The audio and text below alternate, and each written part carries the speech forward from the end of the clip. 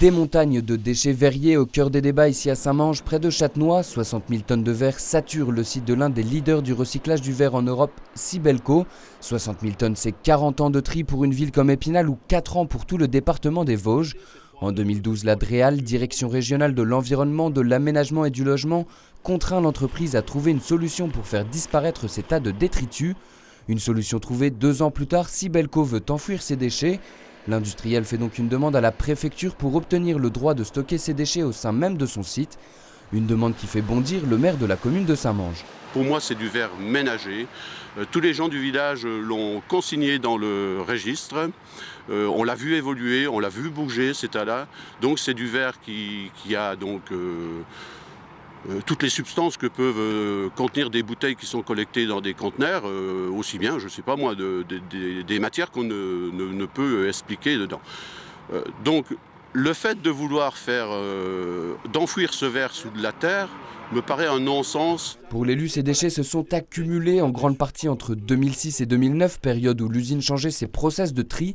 Un temps d'adaptation fatal selon le maire qui affirme que le verre collecté dans toute la région peut encore être recyclé, soit par l'entreprise elle-même, soit en l'envoyant vers des structures capables de traiter ces ordures.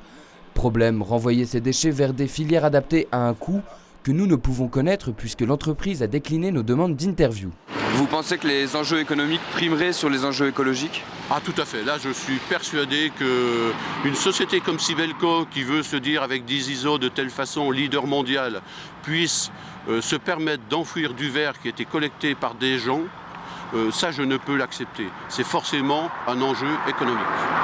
Un point de vue que ne partage pas la Direction régionale de l'environnement suite à des analyses effectuées. Elle qualifie ces déchets d'inertes. Des déchets inertes, selon la loi, ce sont des déchets qui ne subissent aucune modification physique, chimique ou biologique au cours du temps. Ils peuvent donc être enterrés sans conséquences significatives pour l'environnement.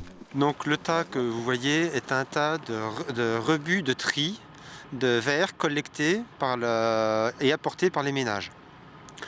Il s'agit d'un tas de verre qui a déjà été trié, sur lequel une part significative du verre a été ôtée et a pu être valorisée en verrerie. Et il s'agit de rebuts de tri qui contiennent donc encore majoritairement du verre, mais qui contiennent aussi des rebuts de céramique et d'autres matières qui ne peuvent pas être valorisées en verrerie. Pour nous, ce tas de déchets, de rebuts de tri, peut être stocké sur Saint-Mange sans nuisance particulière pour l'environnement, ni pour les nappes phréatiques, ni pour la qualité de vie des riverains. Ordures ménagères ou déchets inertes, la question est posée. La préfecture devrait trancher au mois de mars. A noter que si la solution de l'enfouissement est retenue par le préfet, ce dernier peut également prescrire des contrôles durant l'opération d'ensevelissement ou a posteriori afin de mesurer l'impact de ces déchets sur l'environnement.